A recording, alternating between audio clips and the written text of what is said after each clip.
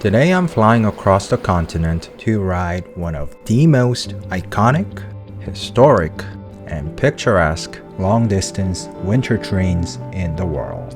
A city that is often gray and cloudy due to its weather, where geese freely roam and stare. This is Vancouver, Canada. Welcome to Vancouver, also known as Vancouver. I'm here in Vancouver, Canada to clear one of the bucket list items off of my list. Running since 1955, this Canadian train is a one-of-a-kind transcontinental 4-night, 5-day train between Vancouver and Toronto, covering over 4,400 kilometers, about 2,700 miles.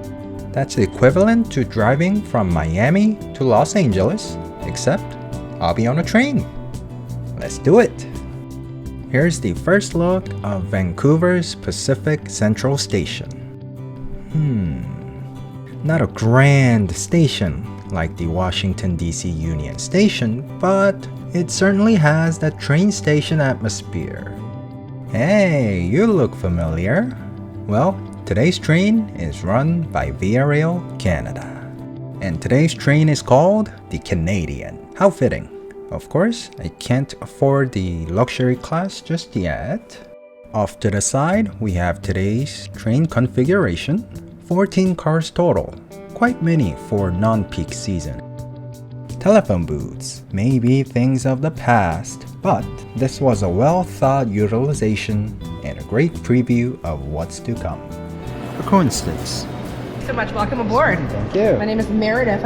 I checked in shortly after and I was in the lounge. Very small indoor space besides the prestige class and pre-boarding passenger area. Set with your typical light snacks, coffee, tea, and hot water. But what sets this lounge apart is the outdoor seating. Yep, right by the tracks. I've been to many station lounges, but none offered a seat by the tracks. How awesome. Are you guys coming from Seattle? Seattle? Oh, okay, thank you. Vancouver is an international station.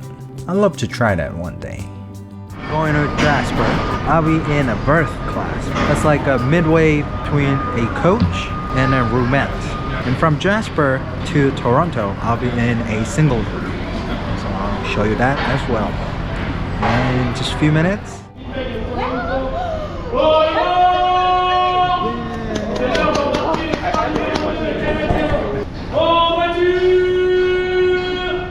There's so much going on, but essentially, that was our boarding call in style. Time to board. This is the famous park car, and every named car has some history behind it. And here we have the one and only coach. In Jasper, you'll have an opportunity to walk the platform. Now, I wanted to see the front of the train, but this was as far as I could go. For now.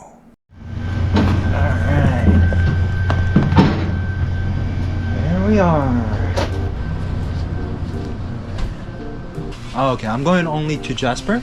Okay. So, berth is shared between two passengers. You'll be sitting facing one another during the day. Unfortunately, my roommate didn't want to be in the video, so I'll show you the details later when I'm alone. Yeah. Right on the 3 o'clock mark. This is a car wash.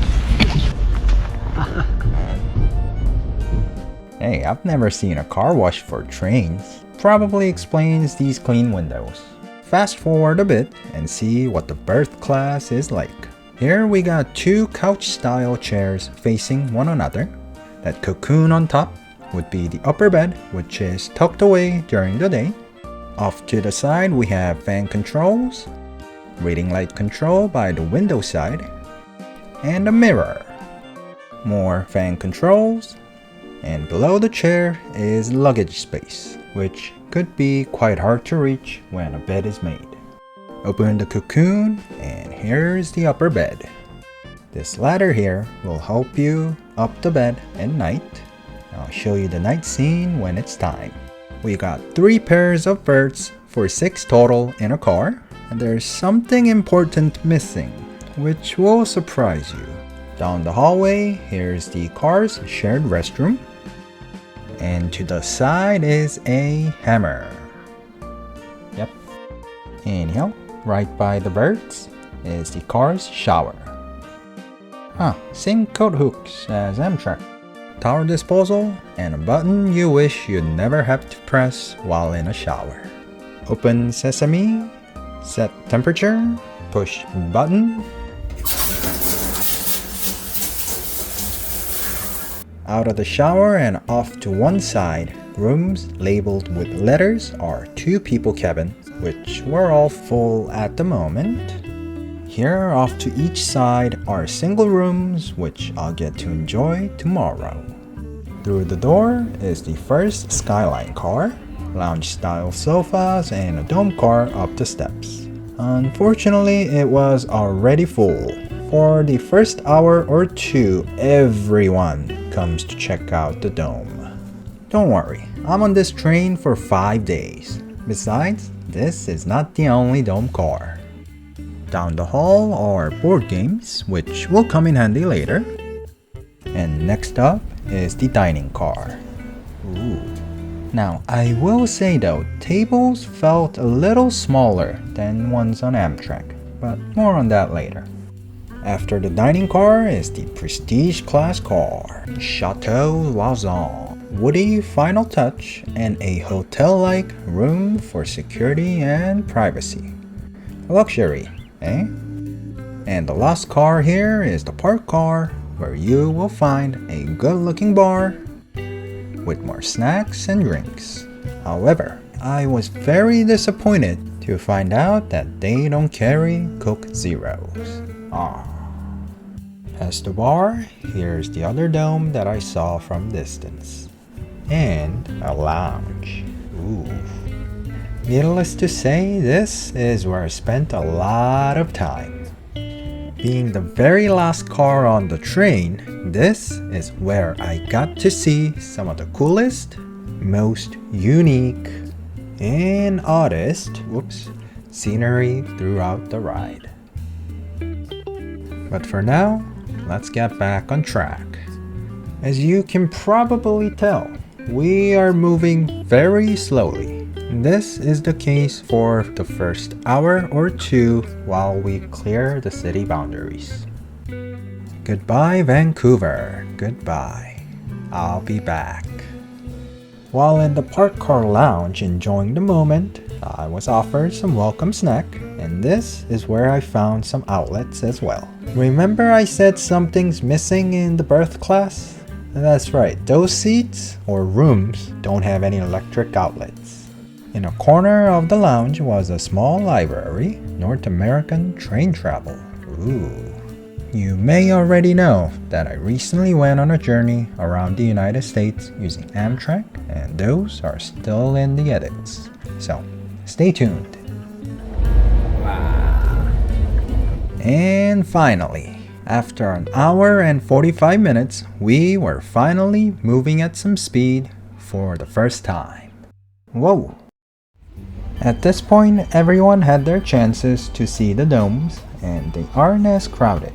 This would be your first prime opportunity to take some nice selfies. I was just saying, wait, I'm going to... Do you want us to take you? Oh, no.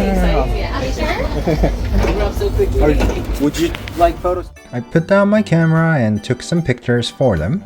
A mother and daughter traveling together to make a lovely memory. How sweet. Oh, and her name is Bronwyn. We'll get to meet her later. Do note, some of the best seats are reserved for prestige class passengers. More information on this in the pinned comment. And now it was time for dinner. I was lucky but very dumb. Before dinner, I was told sitting by myself was highly unlikely, so I left my camera in the room. Then of course, Murphy's Law. That's life, isn't it? Perfect spot for the camera. You could have seen the landscape and food at the same time, but it is what it is. Anyhow, choice of soup or salad and 4 entries to choose from. Wines and beer are also available for purchase. So after the butternut squash soup, a dinner roll, and some awkward time alone watching other full tables, rack of lamb has arrived. Oh my goodness. To fork and knife or not to fork and knife? That is the question. Initially, I did what everyone else was doing. But then, how delicious. And after some overly sweet chocolate cake, I was back in my berth enjoying the view. Or obstructed view, should I say. Now, do note, Berth is a rather public space during the day, so beware. Those aren't mountains, they're waves. No, they're mountains. Speaking of a movie... Do you know that movie? Yeah. The Polar Express? Is it a kid's movie? Oh yeah. Is it? No. Yes. No. Yes. What's your opinion? Anyhow, 3 or 4 hours into the ride, the landscape really starts to change. And of course, the parked car is the best place to enjoy the change. Oh, just want to say hi? What's up? We're from Pennsylvania, so we're kind of close. Oh, Yeah. here I made some new friends who happen to be neighbors. Well, sort of. Pennsylvania is much closer than Vancouver. A little while later, we came to a stop next to another train. And this is where I met my new best Canadian friend, Bronwyn. Bronwyn here just offered a toast to the crew a moment ago. And the gentleman... Oh, here we go.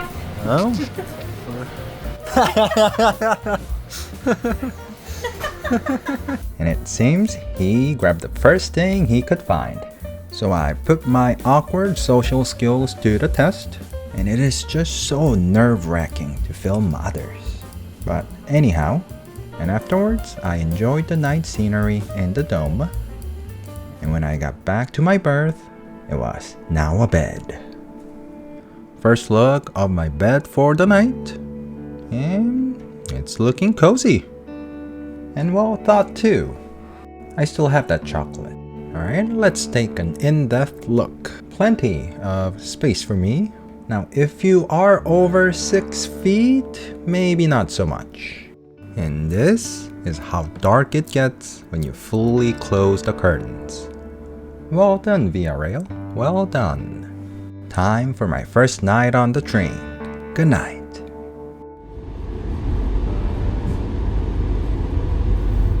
And good morning.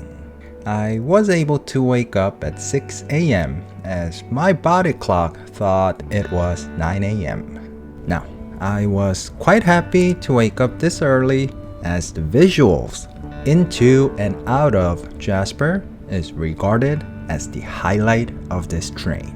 This is one morning that you do not want to sleep through. Even the simplest moments like flurries of snow, snowy and wet dome car, and icy windows become special here. There's not a single moment you'd want to miss this morning. Here, I know I showed you a lot of what's inside the train so far. So, let me bombard you with what's outside the train going forward. Do note, though you may be able to see what may or may not be a bear, you'd constantly be playing peekaboo with trees. Peekaboo! Ooh, let me get my camera out. Ah, trees. My advice, always have your camera ready, and just love trees too. You'll see millions of them, if not billions. I grabbed some on-the-go breakfast snacks instead of dining in, and made my way to the regular Skyline car, which was a bit more crowded. Still a great sight, but if you want a front seat view, well, I guess I can look at her phone instead too. Oh, and a pro tip here. If your phone is struggling with reflections, try bringing it right on the window. Smartphones nowadays are very smart indeed. Peekaboo! I mean, just wow. Promise I'll make a dedicated scenery edit too.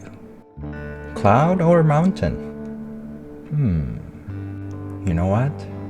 Think that may have been a mountain. Amazing. Wow. Isn't this such a great view? You will never believe where I took it. It's a great shot out of the window in a washroom. I mean, you tell me if you ever get tired of these great landscapes, but I was constantly moving back and forth for the shot. The hardest part about making this video was having way too many great moments that I had to pick and choose so much. That huge land of snow is actually a lake. Lake Moose. And behind me were new Korean friends I met on the train. And here's my photo of my new friends who was having her friend take a photo of her taking a photo. Phew. It was good to see a younger generation enjoying a train ride and the landscape. That's something I was usually told in the past. Haha. And leaving behind a great spot for a great selfie, the train was pulling into a town called Jasper. Located amid the snow-capped Canadian Rockies, Jasper is an alpine town in Alberta province. And this is where I finally got to see the face or locomotives of the train. Later in the trip, I was even able to go as close as within an arm's reach. Look left, a huge mountain. Look right, another huge mountain. Wow. As I started to explore the city, I came across a moose. No. Unfortunately, we were running behind on schedule and were given only about 45 minutes to explore. Looks like I won't be able to go on a search for a moose. But that's okay. Instead, we got these beautiful mountains. These mountains are so huge that no matter where you are, you can find one simply by looking around. Amazing. A while later, leaving behind probably the most scenic subway and Little Caesars in sight, I was back on the train to continue my adventure. In the upcoming video, you will get to see all of the best foods I had throughout the whole journey, different accommodations I got to check out, meet my new best Canadian friend, and more of the beautiful landscapes on this astonishing Canadian train. Hope you enjoyed the video. Don't forget to like and subscribe, and I'll see you in my journey to Toronto. Thank you and goodbye.